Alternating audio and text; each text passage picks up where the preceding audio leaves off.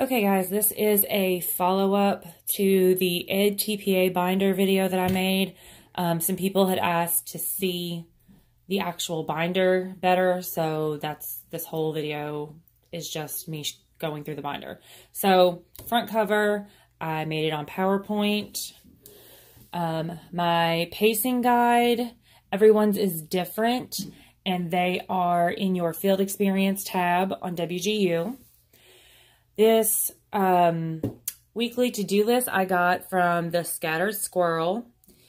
She has tons of lists and calendars and just lots of organization stuff. So then the next are months. I literally just Googled like January 2019 and then printed the ones with the big boxes and big numbers. So January, February, March, April, I think, and I went all the way to May. So then this part is the PreDT call slides, which everyone's will be different. If you're in any of these states, then you have to do EdTPA. Other states do work sample.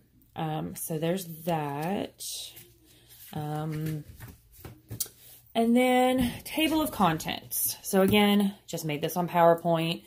I've got the EdTPA, the stuff that I have for EdTPA journal, the stuff that I did for my journal, and then my portfolio stuff. EdTPA, I inserted a table and pay no attention to my children in the background. As long as they're not killing each other, we're okay. So, EdTPA, guidelines for acceptable candidate support, that is a few pages long. So, and all of this is on your EdTPA support site, which you can link. You should have gotten a link in your email that had your PreDT call schedule. So, Handbook, EdTPA Assessment Handbook. Mine is Elementary Mathematics. I don't know why I'm up here, but everyone's, again, is different. Some people are in literacy. And then if you have a teacher work sample, you probably have another thing altogether.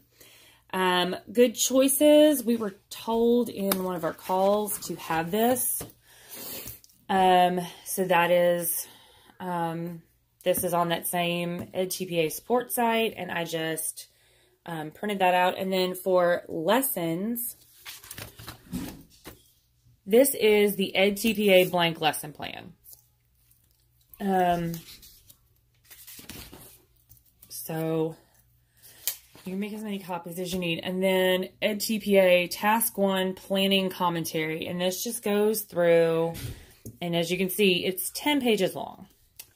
So let's get to, after this planning commentary stuff and the references, there is an actually filled out lesson plan, which I don't know about you guys, but these were like lifesavers. Like this sort of thing was a lifesaver when I was doing lesson plans for classes, just our normal coursework. So I like to be able to see it because I like to try to make things very like condensed and to the point when I'm typing things like this. And sometimes they want more details. So this is a good place to kind of see how that works. Slides to be projected on the smartboard using the document camera. These go with each lesson. So it's a printout. I'll get your Play-Doh in a minute, bud. So here's more. I locked them out because I knew this was going to happen. Sorry about all that. So here is, again, a visual display on the dry erase board. And then there are a vocabulary reference chart that goes with the lesson and an assessment. And then we're on to task 2, which is very similar. And I'm not going to go through, obviously, each individual page because you print all of these out. But there is screenshots of a virtual geoboard, and it kind of walks you through that. And then assessment commentary for task 3. Okay. Sample, part evaluation criteria. So this talks about the points, and how it's graded. And then there is the lesson plan for that.